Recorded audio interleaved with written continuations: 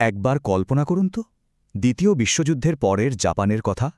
চারিদিকে শুধু ধ্বংসস্তূপ, শহরগুলো বলতে গেলে ছাই হয়ে গেছে, অর্থনীতি পুরোপুরি ভেঙে পড়েছে।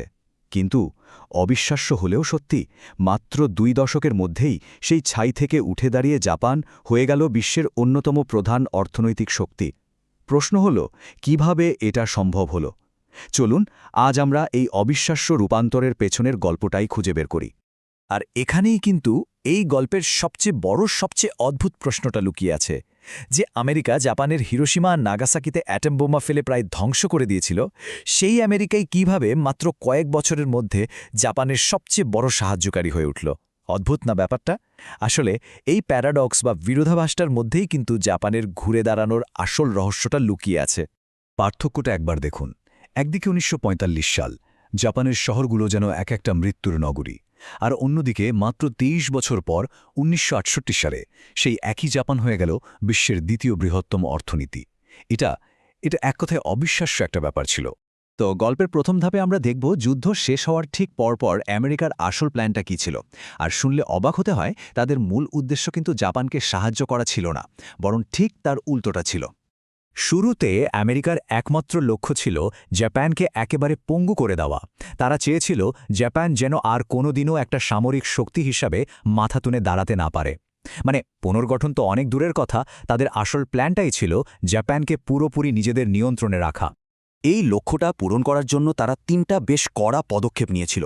প্রথমত, তারা একটা নতুন শান্তিবাদী সংবিধান চালু করে, যেটা দিয়ে জাপানের সামরিক ক্ষমতা প্রায় কেড়ে নেওয়া হয়। দ্বিতীয়ত, জাপানে যে বিশাল সেনাবাহিনী ছিল, যেটা তাদের গর্বের প্রতীক ছিল, সেটাকে পুরোপুরি ভেঙে দেওয়া হয়। আর সবশেষে যুদ্ধের জন্য দায়ী বড় বড় নেতাদের আন্তর্জাতিক আদালতে বিচার করা হয়। সোজা কথায় উদ্দেশ্য ছিল একটাই, জাপানের সামরিক উচ্চাকাঙ্ক্ষা চিরদিনের জন্য শেষ করে দেওয়া। কিন্তু ঠিক এর পরে বিশ্ব রাজনীতিতে এমন একটা বড় পরিবর্তন আসে, যা আমেরিকার সব পরিকল্পনা একদম ওলটপালট করে দেয়। আর এটাই ছিল এই গল্পের সবচেয়ে বড় টার্নিং পয়েন্ট। এই টাইমলাইনটার উড়িকে একটু খেয়াল করুন। ১৯৪৯ সালে চীনে কমিউনিস্টরা ক্ষমতায় এলো। এর ঠিক পরের বছর ১৯৫০-এ শুরু হলো কোরিয়ান যুদ্ধ।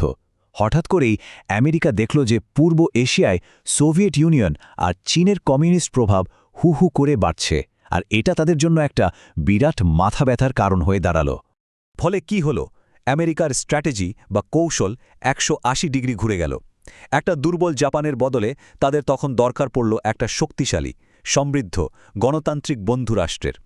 এমন একটা দেশ যা এশিয়াতে কমিউনিজমের বিস্তার ঠেকানোর জন্য একটা মজবুত ঘাঁটি হিসেবে কাজ করবে। আর এভাবেই জাপান প্রায় রাতারাতি আমেরিকার শত্রু থেকে সবচেয়ে দরকারি বন্ধুতে পরিণত হল। আর এই নতুন বন্ধুত্ব থেকেই কিন্তু শুরু হয় জাপানের সেই অর্থনৈতিক মিরাকল বা অলৌকিকতার আসল গল্পটা। এই পর্বে এসে আমেরিকান অর্থ আর জাপানের নিজেদের বুদ্ধি, পরিকল্পনা আর কঠোর পরিশ্রম সবকিছু একসাথে মিলেমিশে একাকার হয়ে যায়। আমেরিকা তখন বিপুল পরিমাণ আর্থিক সাহায্য নিয়ে এগিয়ে আসে। ১৯৪৫ থেকে ১৯৫২ এই কয়েক বছরে জাপানকে প্রায় $2.2 বিলিয়ন দেওয়া হয়, আজকের দিনে যার মূল্য হবে প্রায় $25 বিলিয়ন সমান। ভাবুন একবার, এই বিশাল অঙ্কের টাকাটাই জাপানের ভেঙে পড়া অর্থনীতিকে আবার চালু করার জন্য জ্বালানির কাজ করেছিল। আর এর ফলাফল এক কথায় অবিশ্বাস্য। চিন্তা করুন, ১৯৪৬ সালে জাপানের শিল্প উৎপাদন যেখানে -২৭% নেমে গিয়েছিল, সেখান থেকে মাত্র কয়েক বছরের মধ্যে, অর্থাৎ ১৯৫১ থেকে ১৯৬০ সালের ভেতরেই সেটা ৩৫০% বেড়ে গেল। এটা একটা সত্যিকারের অর্থনৈতিক বিস্ফোরণ ছাড়া আর কিছুই না। তবে গল্পটা শুধু আমেরিকান সাহায্যে নয়, জাপান সরকারও কিন্তু বসেছিল না। তারা নিজেরাও অসাধারণ কিছু কৌশলগত পদক্ষেপ নিয়েছিল। যেমন তারা ভূমি সংস্কার করে সাধারণ কৃষকদের হাতে জমির মালিকানা দেয়, শিল্পকে সঠিক পথে এগিয়ে নিয়ে যাওয়ার জন্য MITI এর মতো একটা শক্তিশালী মন্ত্রণালয় তৈরি করে, লক্ষ লক্ষ নারীকে প্রথমবারের মতো কাজের জগতে নিয়ে আসে, আর নিজেদের দেশের শিল্পগুলোকে সব রকম সরকারি সাহায্য দিয়ে আন্তর্জাতিক বাজারের জন্য তৈরি করে তোলেন। সত্যি বলতে, জাপানিদের নিজেদের পরিকল্পনা আর কঠোর পরিশ্রমী ছিল এই সাফল্যের আসল ভিত। এখন আমরা দেখব কিভাবে বাইরের কিছু ঘটনা আর জাপানিদের নিজেদের উদ্ভাবনী শক্তি, এই দুটো জিনিস একসাথে মিলে সেই অর্থনৈতিক মিরাকলকে সত্যি করে তুলেছিল। কোরিয়ান যুদ্ধ জাপানের জন্য অনেকটা সাপে বর হওয়ার মতো ব্যাপার ছিল।